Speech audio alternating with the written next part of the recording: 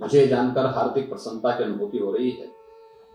India think council द्वारा Awadh Mithila summit 2021 का आयोजन किया गया है। वस्तुतः यह आयोजन एक समिट होने के अलावा एक सेतु भी है, जो भारत की समृद्ध अवध और मिथिला की संस्कृतियों को जोड़ रही है। हम सभी जानते हैं कि मर्यादा पुरुषोत्तम भगवान श्री राम की जन्मभूमि अयोध्या उत्तर प्रदेश के अवध क्षेत्र में, माता जानकी की जन्मभूमि जनकपुर मिथिलांचल में है।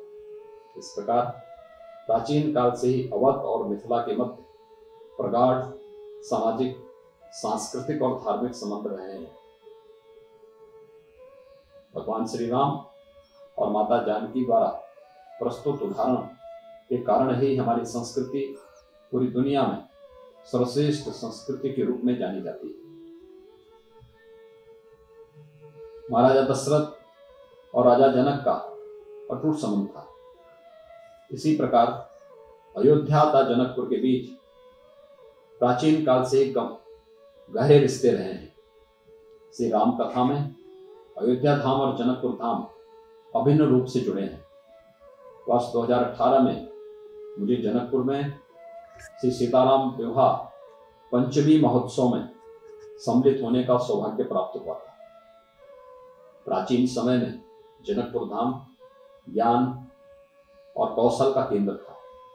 इस क्षेत्र में ज्ञानी और प्रख्यात दार्शनिक विमर्श और प्रबोधन के लिए आया करते थे। गत 5 अगस्त 2023 को अयोध्या में श्री राम जन्मभूमि मंदिर के भूमि पूजन और कार्य का शुभारंभ के लिए भारत के यशस्वी प्रधानमंत्री आदरणीय श्री नरेंद्र मोदी जी के कर कमलों से कार्य संपन्न हुआ है।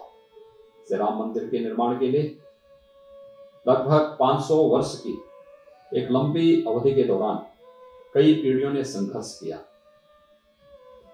श्री राम जन्मभूमि मंदिर के निर्माण की प्रक्रिया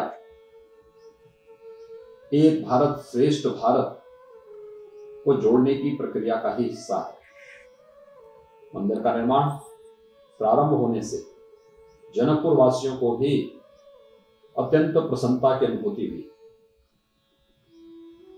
मर्यादा पुरुषोत्तम भगवान श्री राम का भव्य और दिव्य मंदिर भारत की यश एवं कीर्ति को, भारतीय संस्कृति और यहाँ की समृद्ध सांस्कृतिक विरासत को देश और दुनिया के सामने और मजबूती के साथ आगे बढ़ाने में मदद करेगा। अयोध्या के ऐतिहासिक, धार्मिक, आध्यात्मिक तथा सांस्कृतिक महत्व के दृष्टिगत भारत सरकार और उत्तर प्रदेश सरकार इसके प्राचीन गौरव के अनुरूप प्रतिष्ठित करने का कार्य कर रही है। अयोध्या को वैश्विक पहचान दिलाने के साथ साथ समस्त आधुनिक सुविधाओं से सुसज्जित कर इसका सर्वांगीण विकास प्रदेश सरकार की प्राथमिकता है।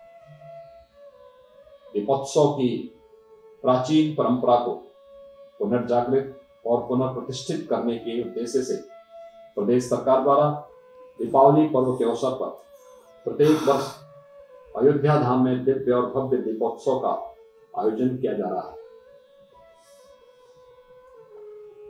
देश विदेश से श्रद्धालुओं एवं पर्यटकों का अयोध्या आगमन सुगम बनाने के लिए अयोध्या में मर्यादा पुरुषोत्तम भगवान श्री राम के नाम से ही एक अंतर्राष्ट्रीय हवाई अड्डे के निर्माण का कार्य युद्ध स्तर पर आगे बढ़ा है।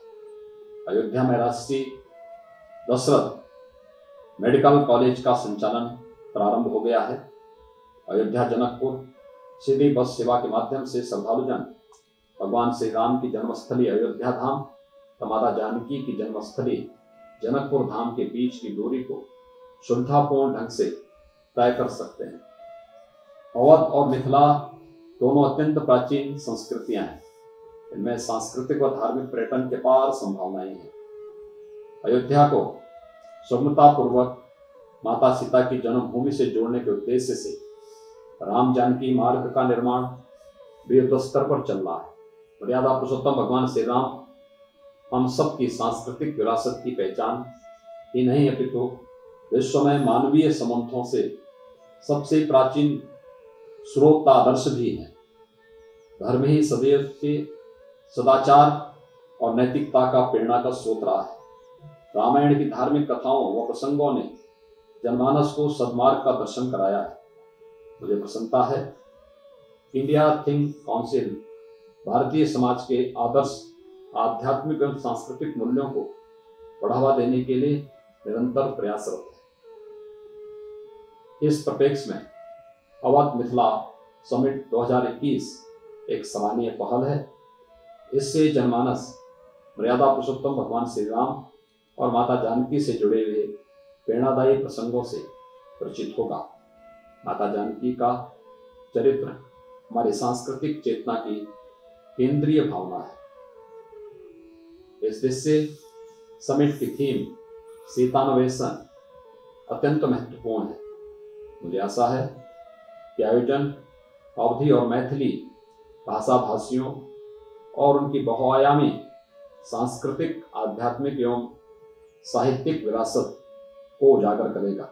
अवध मिथिला समिट 2021 के सफल आयोजन हेतु मेरी हार्दिक मंगलमय शुभकामनाएं।